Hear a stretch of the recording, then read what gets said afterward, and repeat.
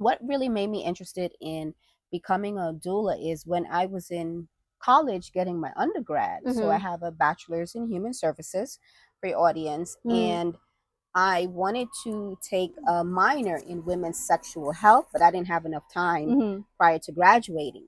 So I always kept hearing about, unfortunately, there's a maternal health crisis in this country.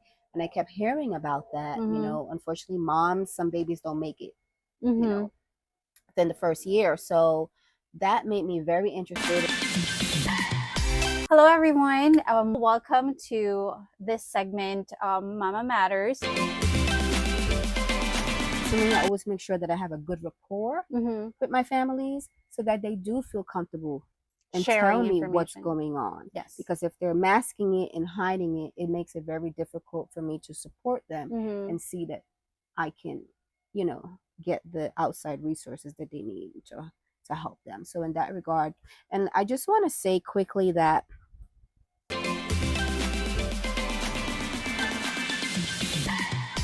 postpartum care is essential. Unfortunately, every pregnancy does not result in a child being born alive. So if you have experienced a miscarriage, Yes. an Yes. abortion, a stillbirth, Yes. you need postpartum care. Your body still needs to heal and recover. You need somebody to give you love and care and kindness. Mm-hmm. And just to circle back a little bit Mm-hmm. with labor and birth, sometimes if the child is born and they don't make it, maybe a couple of days, we hold space as doulas for moms with their stillborn. And I haven't had a family lose a child yet while So I've support far, them, yes. but within my circle, we've Yes. had and we hold space Yeah. for that. It's So, important to grieve correct. too, to provide that certain time to And we grieve make and sure recover.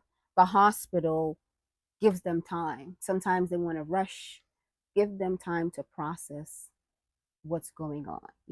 Even if they know in utero that the baby might not make it, now that the baby is here or whatever short time, give them that grace, because this is forever going to change and impact their life beyond the few minutes that the providers are giving them with that baby. Mm. So postpartum care is so important after a loss. So I encourage that all the time. Like I mentioned, it's important to grieve. Grieving is a process. Not a lot of people have the luxury of having someone by their side, Hmm. to support them. And this is why too, hospitals still do it. I think they used to do it a lot more with childbirth education classes. I think every new parent needs to have a childbirth education class, whether it's in person or virtual. Mm-hmm. So just pretty much a lot of the topics that we cover, you Mm-hmm. can understand Mm-hmm. what is going on, how to advocate for yourself, the challenges or the different stages that you experience with birth and things like that. So in that regard, but when it comes to new parents, there's a lot of resources. Sometimes people don't know how to get connected, but ask your friends, ask your people in your community. People have information, and sometimes we don't always want to ask because we don't want people to look at us or make judgments. But if you need the help, please ask for the help and support. It's really important. Mm-hmm. We Mm-hmm. can't help you if we don't know that you need access to these services, so it's important to get it. I wish we have more time, Tamika, and I have learned so much today. I hope your But audience I do feels that want to, way too. yes, I do want to ask, what is your advice for first time moms who are nervous of birth or of giving birth? Yeah, I'll say for moms and parents in general, you have family, right? You can talk to your family, your circle of support, and if you don't necessarily have, thanks to our trusted friend Google, you can look up information. It's always good to have go back to community, right? Mm-hmm. To reach Yes. out to people and ask. And even when you go to the doctors, let them know that when you're seeing your provider, whether it's an OB or a midwife, let them know you're feeling anxious, and is there any support groups or anything that they also can refer, Mm-hmm. and provide information and things like that, because there's definitely a lot of resource out there. It's just that you have to get connected with it, you know. And Mm-hmm. it's okay to feel nervous, right? Mm-hmm. To know that you're going to be a parent for the rest of your life for a whole nother human, that would make me very nervous too. It's life You know, changing. it's Yeah. okay to be nervous. Those are normal emotions and experiences, actually, that I would think I would want you to have. I Mm. probably might be a bit concerned if you wasn't anxious or Yes. Yeah. nervous. that's You know what that's I mean? weird. So yeah. So Apathetic. yeah. You know, so um that's really it. And just communicate your needs to Mm-hmm. other people and just let them know. But oftentimes we already have family and friends around us. It's just a matter of asking them, Mm. you know, and tapping into the resources that's there already around you. Yeah. Thank you so much for that. And we are very fortunate to have Tamika with us, that she's able to, share the Mm-hmm. knowledge and the experiences that she had with supporting mothers. And I'm so happy that you said yes to this interview. I know there's a lot of, like, challenges in between and like barriers, and finally we get to able to do this, and hopefully, still continue to do this and share this information with the audience. And for all our listeners, and for all the first time moms out there who is nervous about giving birth, and like, I hope that this segment gives you, the encouragement Mm-hmm. that they need, and give you the information that you need as well, to be able to decide on like what you want to do, or plan to do when it comes to your own birth experience. And if you have any questions, or if you want to share your own birth experiences with us, please feel free to type in your comments and Yes. your stories. We'd love to hear from you too. Yes. And if you have topics that we you want us to Mm-hmm. discuss further, or like have more deeper Yes. conversations, please go ahead and, like, shoot us the message, and we'll check on it during Yeah. birth or postpartum, Mm-hmm. whichever way you whichever phase you are in. She can answer your question. And let me say this before we conclude. So, Medicaid Mhm. provides doula services to families now Yes, through that's a the good information insurance. to also share. So, actually, I am in the process in enrolling to provide service as a Medicaid doula. So, we're working on that. But there is a directory as well. I can link it to your page, Okay.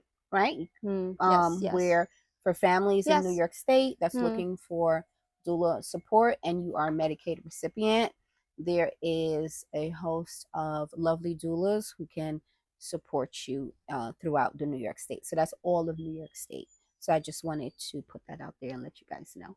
Yeah, that's a very important piece of information to share as well, because a lot of people might be thinking, oh, it might be expensive. Mm-hmm. Might not have the budget to get one. Actually, if you have insurance, you're working, take advantage of it. I wish I knew about this, way before, so I Mm-hmm. could have planned it. But again, it depends on your situation. It's, case to case basis, but it's worth it Yeah. to just go And you ahead know and what? check. We didn't touch on price. So doula fees could range, like, if I so I'm part of an initiative Mm-hmm. with New York City, and we provide pro bono services Oh to yes, families that's along with awesome. Medicaid recipients. So I know cost is definitely a factor for a lot of people.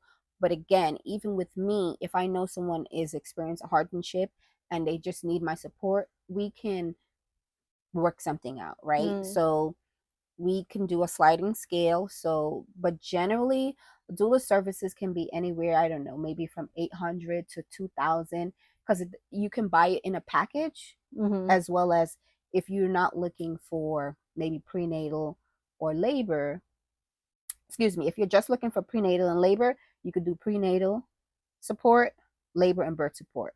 Or maybe you just want postpartum support. Even with the postpartum support, we still have to do at least one prenatal or one Okay. consultation, and then we'll do it. So it all depends on what you're looking for, but know that the services can be customized. So while it might be initial package, if that's not what you're looking for, you're not Mm-hmm. paying that full amount. Mm-hmm. And with postpartum care, the visits can be generally between $30 to $50 an hour.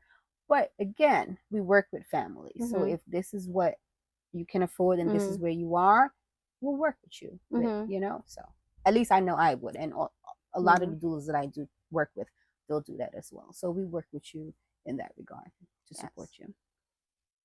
All right. So thank you for adding that, and hopefully, again, this segment helps you. And it's very interesting because Tamika is you're single. You know, right now, right now she's single. So I'm everyone, hoping I'm not, but but whoever is available should hear a message. No. I'm What I hoping I'm wanted not to single, but we'll see. No, but this is what I'm really interested to know for the last question before we end the segment. Mm-hmm. What fills your cup and what keeps you passionate about, this type of work? Because, you've been a CNA before, Yes. you've been working with long-term Mm-hmm. patients, like more on like, geriatric Mm-hmm. And population. I You still do? work as a CNA. yeah. I still keep my license active. Okay. For the long-term care facility that I Mm-hmm. originally started with. And actually, that's the foundation for everything. Starting off at a CNA, working in healthcare facilities, it really taught me a lot about Mm-hmm. working with people, having compassionate. And Mm-hmm. I'm doing it kind of backwards Uh-huh. because I started with the adult and the senior Yes, population, yes. and now I'm reverting, Yes. going to babies. Uh-huh. But it really helped me because even when I'm in the hospitals, I already had that experience of knowing how to navigate in a hospital setting Yes, yes. because I've already worked in these Yes, places already. yeah. So I was very comfortable when I first started out as a doula. But what really made me interested in becoming a doula is when I was in college getting my undergrad. So I have a bachelor's in human services for your audience. And I wanted to take a minor in women's sexual health, but I didn't have enough time prior to graduating. So I always kept hearing about, unfortunately, there's a maternal health crisis in this country. And I kept hearing about that. Unfortunately, some babies don't make it, within the first year. So that made me very interested, and I started looking up doula programs. And when I graduated college, and I now had the time and the availability, I found a training that worked for me, and I enrolled, and that was about 2 years ago. So this has been quite an experience. So along with my human service degree, which is all about advocacy and helping people, it ties into what I'm doing. And I'm grateful for my CNA experience too, because again, that laid the foundation for and ties into a lot of what I'm doing now. And I'm more grateful because if you're in CNA, we haven't met each other, right? So that's where we actually met each other. Yeah. So thank you so much for that again, Tamika. I'm very very, very grateful to have you with us in this segment. It's been very informative. I've learned so much from you, and on and off the cam, I've learned so much from you. So I'm hoping that you get to do more of this in the future, and I'm gonna put in Tamika's information for our audience to, like, if you want to contact Tamika. So unfortunately, I'm not on social media. She's not on social media, but if you do want to contact her, she has an email and a phone number where you can contact her. If you have if you want to ask a question or pop in a question, or if you need services for a doula, you're expecting, and you wanted to know, like, oh, how can you support me in wherever phase you are.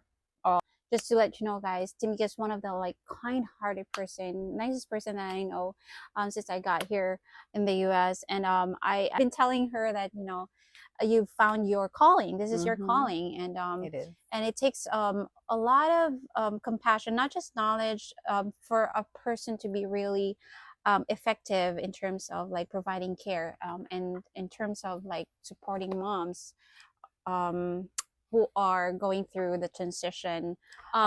Anyway, we don't have much time, but like I said, if you have topics that you want us to discuss more, just shoot us a message or shoot us a comment in the section below, and we'll dig into it further on our next segment.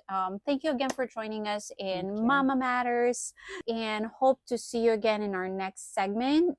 This is Alana, once again, your host, and Tamika with me, certified doula. I hope you learned something from our discussion. If you're someone who is expecting or supporting someone who's expecting, I hope you get encouragement and information from this video. And we hope to see you on our next segment coming soon. But for now, take care and see you again next time. Bye. And for all the viewers from home, salamat sa pagtanaw. Kita-kits sa next video. Bye.